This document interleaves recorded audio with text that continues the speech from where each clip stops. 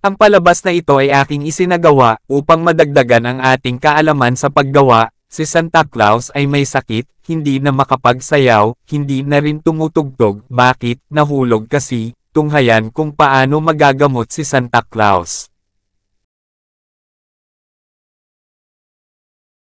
Tanggal sa kanyang rocking chair, ang koneksyon tanggal din, pati ang accordion keyboard sira na rin. Umpisahan para maayos na. Aking tatanggalin ang takip ng kanyang katawan, may mga screw na dapat matanggal, aba ganito pala ang mga laman, may DC motor, aking susubukan kung ito ang sira, sa dahilang ito ang nagpapagalaw.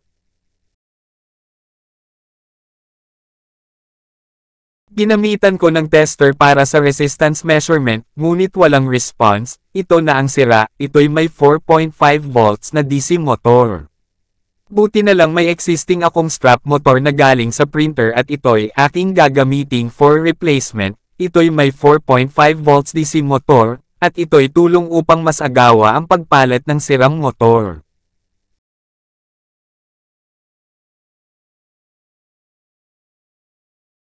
Aking isinagawa ang operasyon para kay Santa Claus. Ito'y aking ikinabit sa tulong ng stick glue upang hindi gumalaw sa kanyang lalagyan, at maging sapat ang mga gear na mapatakbo ito. Ngayon aking susuplayan ng 4.5 volts DC na galing sa lumang charger ng cellphone, at aking susubukan kung ito'y gagalaw na.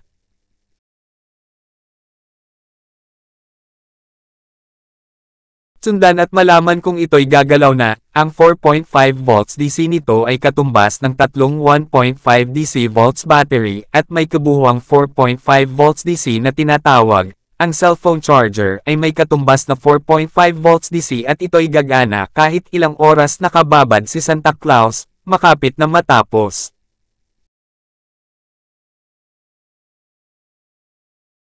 Wow na wow, gumana na gumalaw na si Santa Claus. Aking ikakabit upang masaayos ng mabuti ang kanyang kasuotan. Bilang si Santa Claus, laking tulong ang mga strap materials. Kagaya nitong DC motor, gagawa na rin ako ng accordion keyboard. Dahil sira na ang existing nito, gumamit ako ng pink na papel at aking tin upi. Sundan upang matutunan.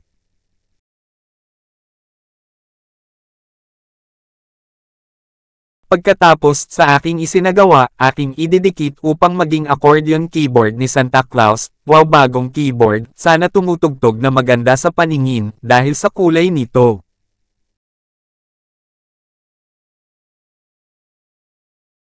Ginamitan ko uli ng stick glue at ang koneksyon naman papunta sa speaker at ang DC supply nito sa loob ng rocking chair ni Santa Claus. Wow na wow ang upuan at si Santa Claus gumagalaw at tumutugtog na.